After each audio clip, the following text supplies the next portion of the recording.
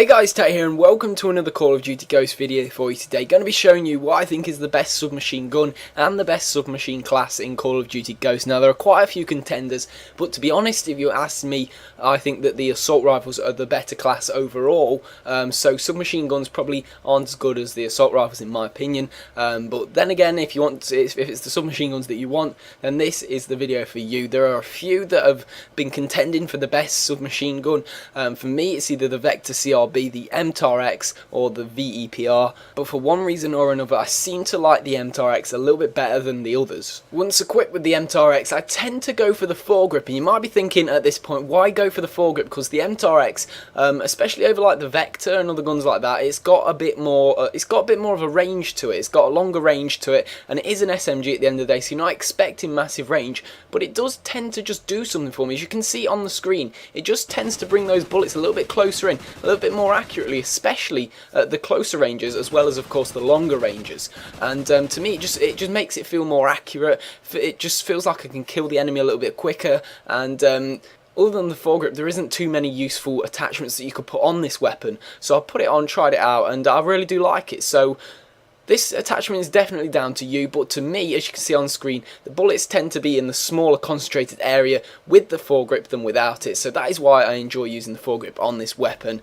The secondary weapon, as with all my classes, I'm not really certain which ones you would like best. I prefer to use the PDW, but of course it is down to you, whichever one you prefer. It doesn't really matter. I just like the PDW because I don't really like the single fire weapons as my secondary. No real other reason other than that. But the lethal and tactical grenades, I tend to go for the lethal. I go for the C4, and for the tactical I will go for the thermobaric, or however you say that. It's actually surprisingly useful if you get to use it. It's definitely worth a go in the multiplayer mode, and yeah, it's just something a little bit different for you.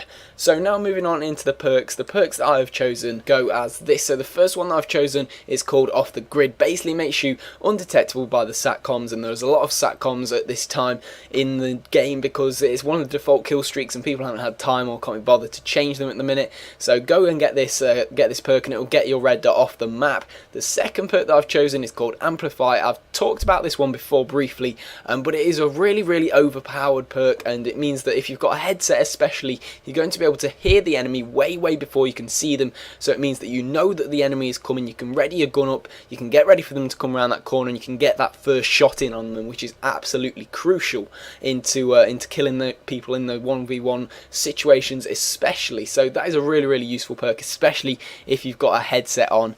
The third perk that I'm going to be talking about is the Blast Shield. This I haven't really used in any of my other classes, but I thought it would be useful in this class because with a submachine gun you tend to rush more. This weapon's not got massive range on it, so you're going to want to be in the kind of short to medium range quarters, you know, in the buildings, in the alleyways and places like that. Of course people like to put things like IMSs down and just throw the quick Semtex over the wall and things like that. So this perk can be really useful, especially with this certain class where you're going to be doing a lot of running kind of behind the enemy lines and in between the enemy. It's going to be pretty useful. So they are just my thoughts on the best submachine gun and the best submachine gun class. I hope you've enjoyed this video. If you have done, a quick like would be really appreciated. Put any thoughts you've got in the comment section down below. What would you change? What is your favourite submachine gun? Have you got any different favourite submachine guns or anything like that? Put them in the comment section down below. Subscribe for loads more COD Ghost stuff, and I'll see you all in a bit. Ciao.